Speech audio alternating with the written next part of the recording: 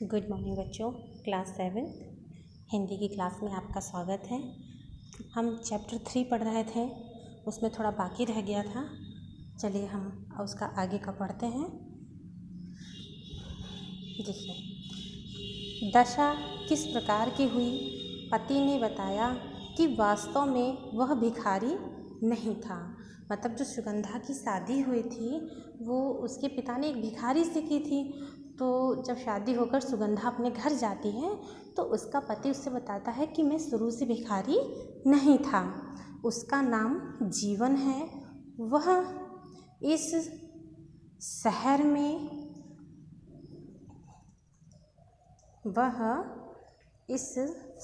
में नया था और काम ढूंढ रहा था। मतलब जो जीवन था वो शहर में नौकरी के लिए आया हुआ था।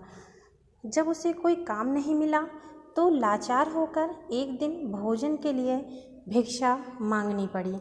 उसी समय सुगंधा के पिता ने उसे बुलवा लिया। जीवन बड़ा महत्वाकांक्षी नवयुवक था। एक साहसी और गुणवान लड़की को पत्नी के रूप में पाकर अपनी जिंदगी या जीवन सुधारने के लिए वह किसी भी कठिनाई से जूझने के लिए तैयार था। जीवन में उसकी पत्नी सुगंधा बहुत दूर छोटी सी झोपड़ी में रहने लगे। मतलब जो उसका पति था और सुगंधा शहर से थोड़ी दूर पर ही एक झोपड़ी में अपना घर बनाकर वहीं रहने लगे।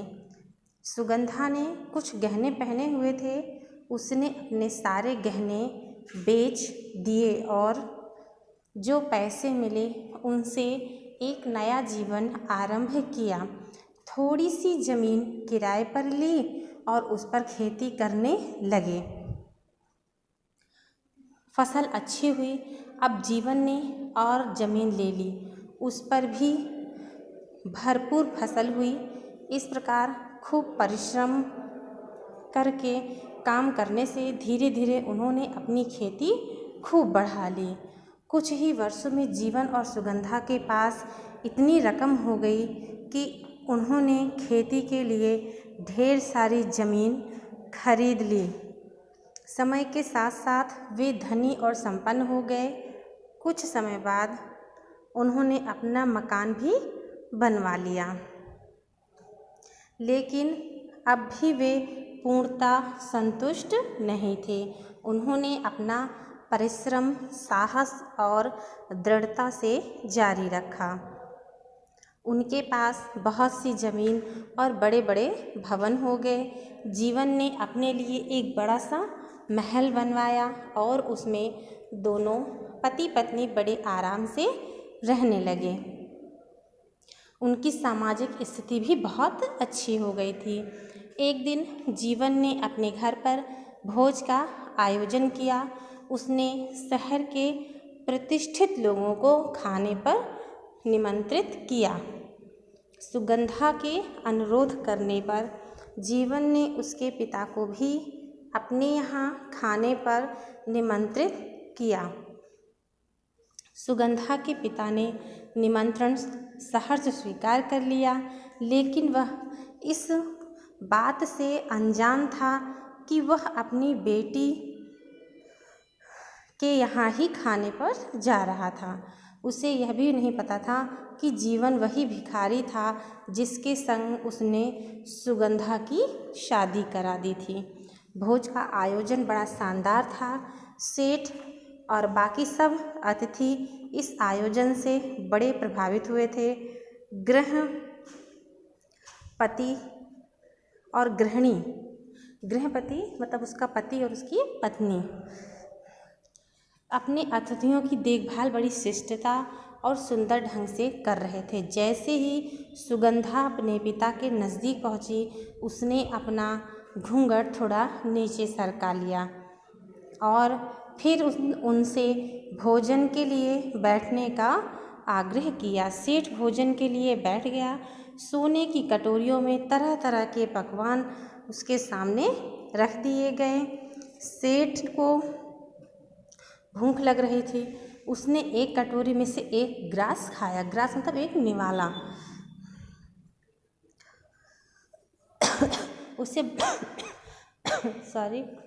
उसे बड़ा आश्चर्य हुआ जब उसने अनुभव किया कि खाने में नमक नहीं था।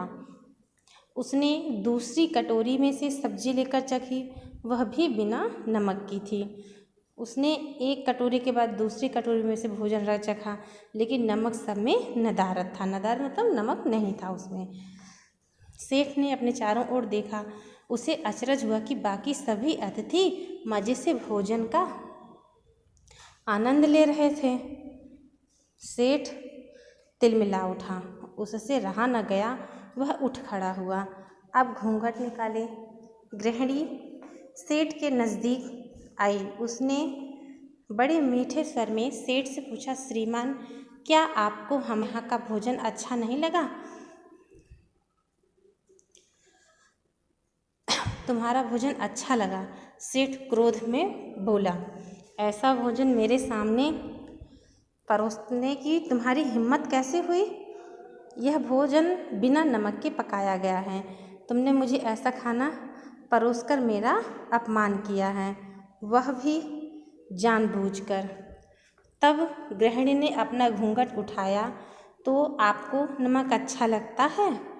वह बोला, नमक के बिना आपको खाना अच्छा नहीं लगा। निसंदेह आपके लिए वह सोने और जवाहरातों से अधिक बहुमूल्य है। सेठ ने गृहिणी की ओर देखा। आश्चर्य का ठिकाना न रहा जब उसने देखा कि यह तो उसकी तीसरी बेटी सुगंधा है। वह कुछ न कह सका। पहली बार उसने अनुभव किया कि आदमी के लिए सस्ता और साधारण नमक हीरे जवाहरात और सोने से अधिक मूल्यवान है और आवश्यक भी। सुगंधा का गला भर आया। उसने पिताजी से कहा,